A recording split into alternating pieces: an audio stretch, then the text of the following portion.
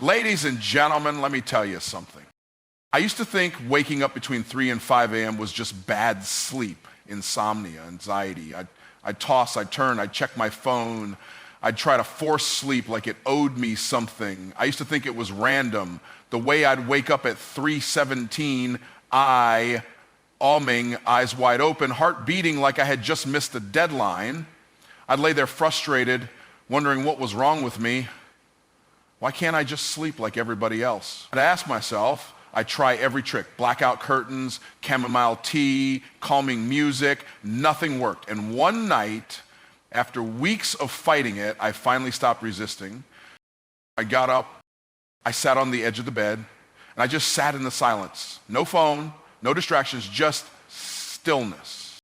And in that moment, I didn't hear a booming voice, but I felt something undeniable, a presence, a pull, like something was trying to get my attention, and I had finally gotten still enough to hear it. You see, we live in a world full of noise, constant notifications, conversations, and commitments. And we assume God is going to send us an email or schedule an appointment on our Google Calendar. But he doesn't work like that. He shows up in the margins. He shows up in the silence. He shows up at 3:00 IMN when your heart is stirred and the rest of the world is silent. That time between 3 and 5 in the morning is not just another chunk of the day. It's not just the middle of the night. That time is a divine appointment. It's a sacred window when the veil between heaven and earth feels just a little thinner. And if you're waking up then consistently, it's not your body that's restless, it's your spirit that's being summoned. When I finally leaned into those early hours, something changed. My mind was clearer. My ideas had more depth. I stopped hearing the voice of doubt, and I started hearing the voice of destiny. Because when you meet God in the quiet, before the demands of the world come crashing in, you start to hear who you really are. You don't hear your resume, you don't hear your fears, you don't hear your failure, you hear truth, you hear purpose. And here's the thing, God doesn't waste time. So if he's waking you up, he's calling you up. That moment isn't meant for scrolling. It's not meant for tossing and turning. It's meant for tuning in. It's a moment of invitation, an invitation to rise before the rest of the world and hear instructions that were tailor-made for your next level. When I started treating that early wake up, not as an interruption, but as an invitation, it flipped everything. My spiritual walk deepened, my business became more aligned, my clarity increased. I started anticipating that window. I didn't dread waking up. I started looking forward to it because I realized that's not when I lost sleep, that's when I gained vision. If you wake up in that sacred space, don't dismiss it, don't ignore it. Recognize it for what it is. It's not just another night of broken sleep. It's the beginning of a breakthrough. God is not trying to disturb your rest. He's trying to activate your purpose. And he's doing it in the stillest, most private hours of your life. That's divine strategy. That's not a coincidence. That's a divine appointment. One of the most powerful revelations I ever had didn't come from a conference. It didn't come from a mastermind or a mentor. It came from the silence at 4:11 in the morning. I remember it clearly. I had been wrestling with a major decision in my business. I was at a fork in the road. Go bigger and risk more, or stay comfortable and play it safe. And no matter how many people I asked, no matter how many pros and cons lists I made, the answer wasn't showing up in the noise. But then one morning I woke up again while it was still pitch black outside. I didn't reach for my phone. I didn't turn on any lights. I just sat in the silence. And somewhere in that stillness, I got the clarity I had been begging for. Not because God shouted it from the sky, but because the noise of the world was finally low enough for me to hear what had already been spoken in my spirit. Silence isn't empty. That's a lie the enemy wants you to believe. Silence is full, it's rich, it's deep. It's where ideas are born, where vision is sharpened, and where wisdom begins to whisper. In the silence, your soul speaks louder than your schedule. Your purpose steps forward while your problems take a step back. You begin to hear thoughts that aren't just yours. They're divine deposits, downloaded in real time from a source that doesn't need a mic to get your attention. Let me say it this way. Some of y'all are praying for answers while living in noise. You want clarity, but your life is too loud. You want peace, but your spirit's in a hurricane of distractions. God is speaking, but the notifications are drowning him out. And so he wakes you up between 3 and 5. When the notifications stop, when the world pauses, when the volume turns down just long enough for your purpose to speak up. You know what silence gives you? Space. And you know what space gives you? Vision. Some of the most strategic business ideas I've ever received weren't on the stage, they were on the couch at 3:45, eye whemming with no music, no calls, no noise, just silence. And in that silence, I could see further than I could when the world was screaming. You want to know the secret of high performers, of kingdom-minded entrepreneurs, of people walking in their anointing and their assignment? They protect the silence. They don't fear it. They don't run from it. They lean into it. Because they know that silence is a sacred space where divine ideas are formed and purpose becomes undeniable. But here's what I love the most. God is so intentional that he'll carve out a moment for you. He'll cut through your chaos by waking you up when everything else is quiet. That's not inconvenience. That's invitation. That's not random. That's rhythm. That's heaven creating an opportunity for earth to catch up. So don't rush through the silence. Don't fill it too quickly. Sit in it, savor it, search in it, because what you think is emptiness is actually a holy meeting place. And in that meeting place, you're going to discover that silence isn't the absence of sound, it's the presence of answers. There's something powerful about stillness. Not just being quiet, but being still, spirit, mind, body, and soul, aligned in a moment of complete surrender. And I learned, not through success, but through struggle, that stillness is not weakness. It's not inactivity.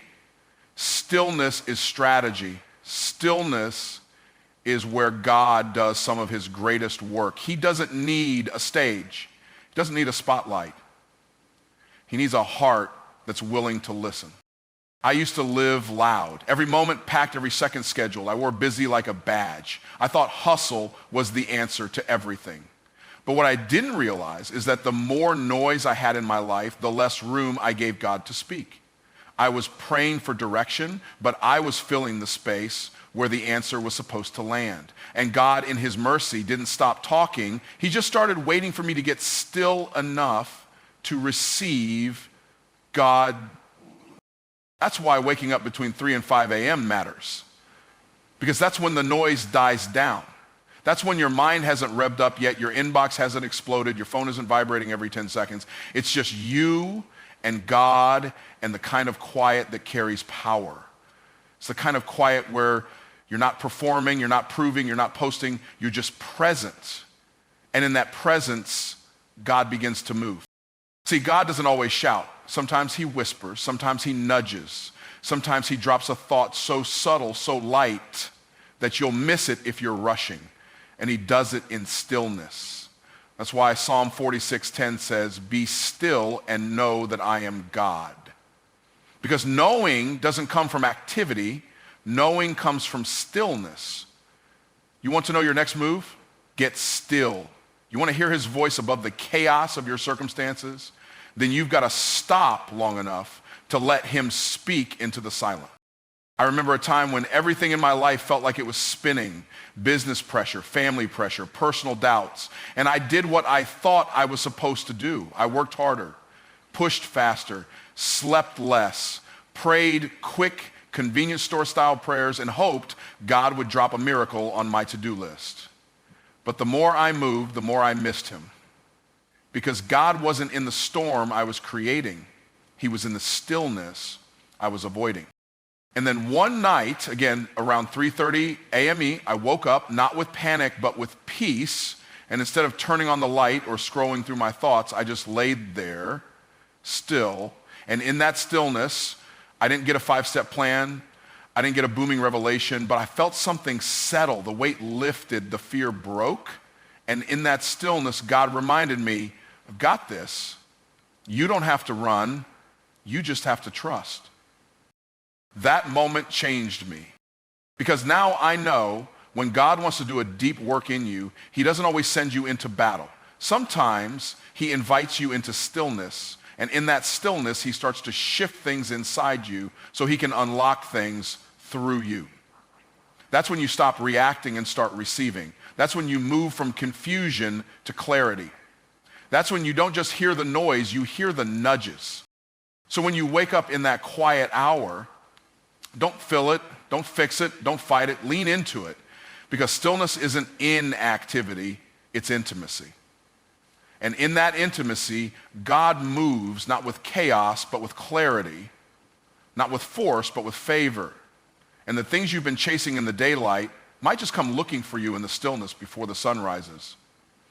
That feeling you get when you wake up at 3:12, you with me? That stirring, that uneasiness in your chest, that's not just restlessness. That's not just your body being tired or your mind running wild. That is heaven pressing in on your spirit. That is God trying to get your attention.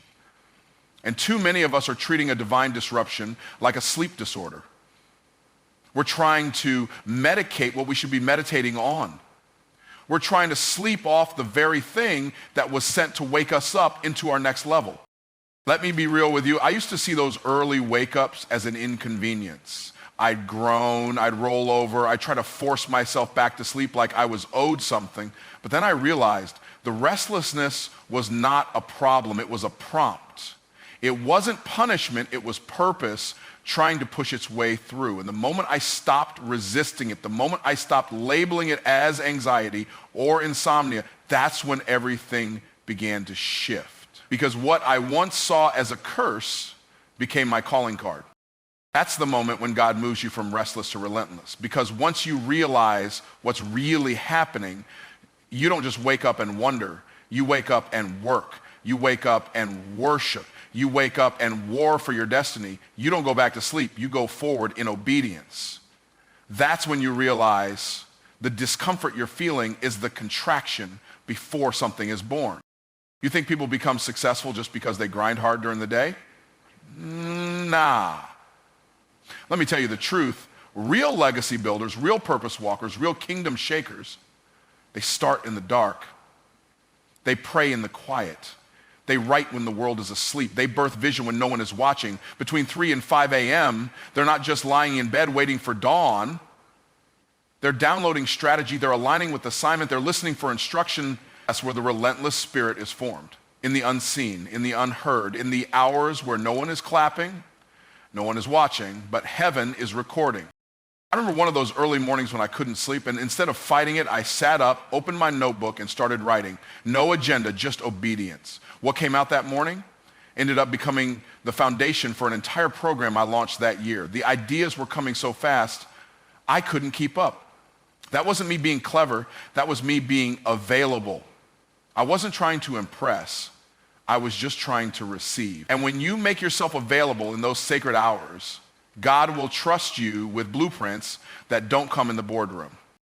But here's the thing, this requires discipline. You can't just experience one restless night and expect transformation. You've got to commit. You've got to show up consistently. And when you do, you begin to realize you are no longer the same. You're not passive anymore. You're not wandering. You are relentless. Relentless in faith, relentless in vision, relentless in your pursuit of what God has placed inside you. You start walking different, talking different. You stop waiting for permission and start moving with purpose. Restlessness was the spark, but relentlessness is the fire. And once that fire catches, once that flame ignites inside of you, you'll never be satisfied with comfort again. You'll crave alignment. You'll hunger for clarity. You'll chase after obedience like your life depends on it, because it does. And the more you respond, the louder the downloads come. Because God doesn't waste momentum. When he sees you moving, he'll start moving through you. So the next time you wake up before the sun, don't brush it off. Don't call it coincidence. Don't ask, why me? Ask, what now? What am I being shown? What am I being given? And how will I respond? Not with hesitation, but with relentless faith, relentless focus, relentless obedience to the calling on my life. Every time you wake up in those early hours, it's not just a moment, it's a mandate. It's not just another day, it's another dimension being open to you. But here's the truth. Too many people wake up in that sacred space and never activate what's been deposited. They hear, but they don't move. They receive revelation, but they don't walk in it. And revelation without activation is just spiritual entertainment. God is not in the business of giving you insight for you to sit on it. He gives you instructions because he's trusting you to build with it. That 3 a.m. wake up is not about your sleep cycle, it's about your soul cycle. It's about the rhythm of your calling syncing with the rhythm of heaven. When God pulls you out of rest, it's because he's calling you into responsibility. There's a word you're meant to write, a vision you're meant to document, a prayer you're meant to release, a strategy you're meant to download. It's not just your moment, it's your assignment tapping you on the shoulder saying, get up, we've got work to do. And I'm going to be real with you, you don't need another confirmation. You don't need another sign. You don't need 10 people to co-sign your destiny. What you need is obedience. What you need is movement. Because delayed obedience is still disobedience. And every time you ignore that wake-up call, you're saying, God, I hear you, but not now. And yet, what if now is the only moment the breakthrough was scheduled to arrive? I remember one morning, I was tired, worn out, mentally drained, but I felt that pull in my spirit. It was around 4:06 a.m. I didn't want to get up, but I knew better. I dragged myself out of bed, sat at my desk, opened my journal, and started writing what I heard. What came out wasn't just a devotional thought. It was a blueprint, a roadmap, a mission.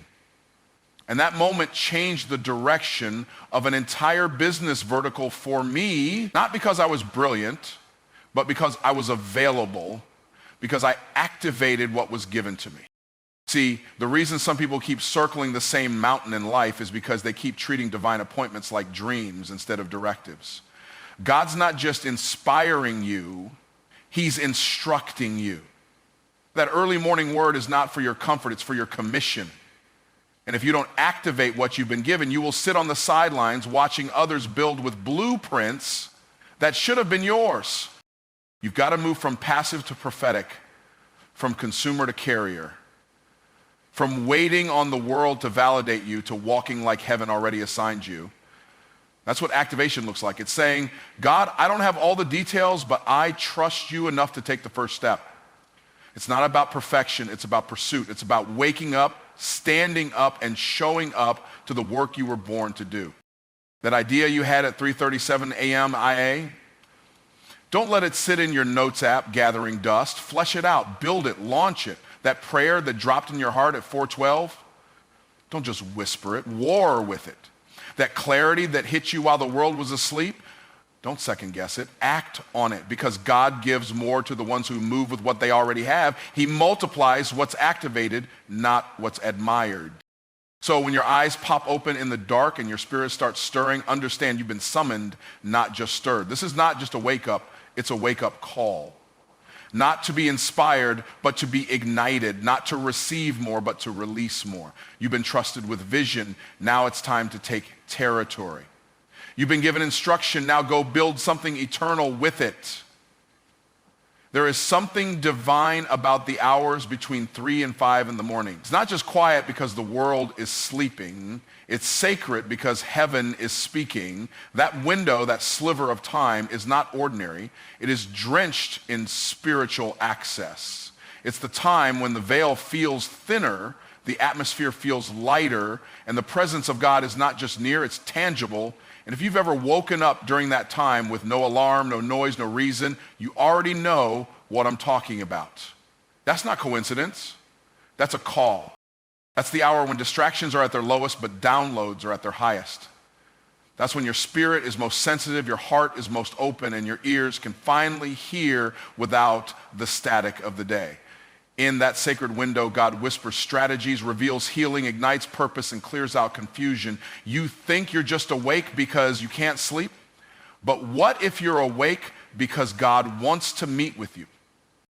Let me tell you, this is the hour when revelation is released. The kind of revelation that doesn't just make you feel good, it reroutes your life. This is the hour when burdens lift. Not because you figured things out, but because God finally had enough space in your schedule to speak peace to the storm.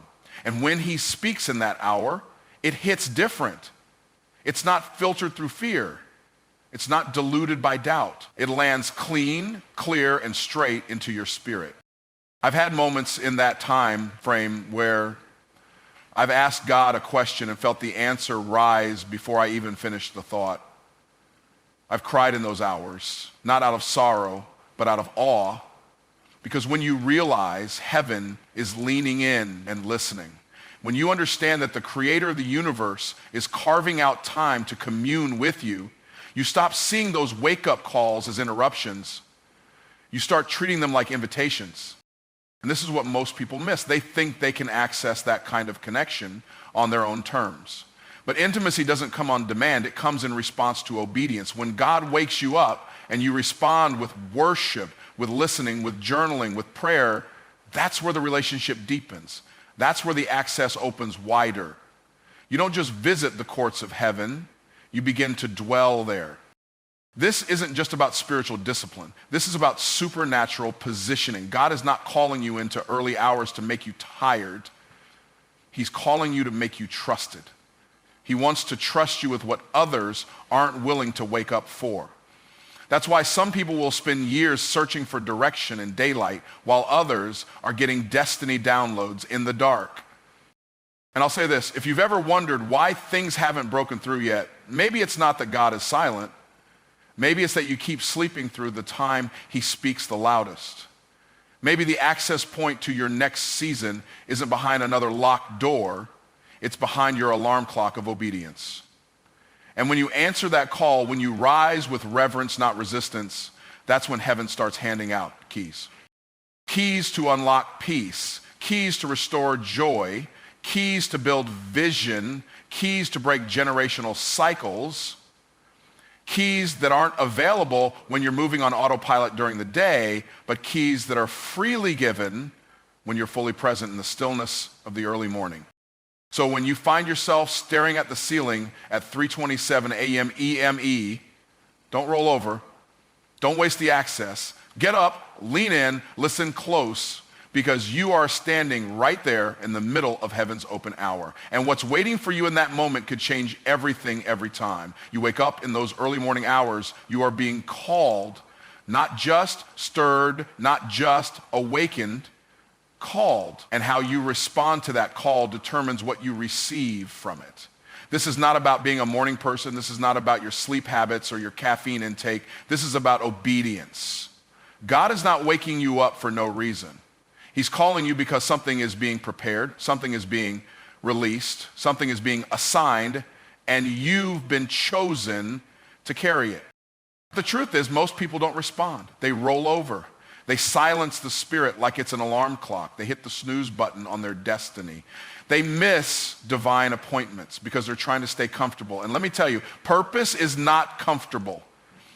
Calling will not let you rest. And when God starts pulling you out of sleep, it's not because he wants to disturb you, it's because he wants to develop you. He's calling you into a deeper place, a place where your excuses can't go, a place where your distractions can't follow, a place where only your spirit and his presence can dwell. I can't count the number of times I felt that tug in my chest in the darkness of the early morning. I've learned that's when heaven is the loudest, not with noise, but with knowing. You don't hear words, you feel weight. A weight that tells you, get up, I'm speaking, I'm showing, I'm sending. But God is a gentleman. He's not going to force you out of bed. He's going to invite you to rise. And the people who respond are the people who receive. Responding doesn't always look dramatic. It's not about shouting in tongues or writing 10 pages of revelation. Sometimes it's just about sitting still with your hands open saying, Lord, I'm here, speak. Sometimes it's about opening that journal and writing what he shows you. Sometimes it's about getting on your knees and praying for somebody he brings to your mind. Sometimes it's about opening your Bible and watching a verse come alive like never before. But every single time you respond, you build momentum. You train your spirit to be sensitive, your ears to be sharp, and your obedience to be quick. Because what God is doing in this season is not for the casual believer. It's not for the lukewarm. It's for the ones who respond without needing to understand everything. It's for the ones who show up even when they're tired, even when they're unsure, even when they're still healing. God is calling responders. People who don't wait to be convinced but move because they're convicted. I want to speak directly to that person who's been waking up early not knowing why, wondering if it's just stress, just noise, just coincidence. It's not. You're being called, you're being summoned. Something's being stirred in you that's going to shift the atmosphere around you. But nothing will happen if you don't respond. Your response is the key that opens the next level. Your yes in the dark is what activates God's now in the light. I know you may feel unqualified. I know you may feel tired, but God isn't looking for the perfect. He's looking for the present. He's not calling the equipped. He equips the ones who answer. The call comes in stillness, but the impact shakes the world. So when that moment comes, when the room is dark and your spirit is awake, don't hesitate. Don't rationalize. Don't wait for a more convenient time. Just respond.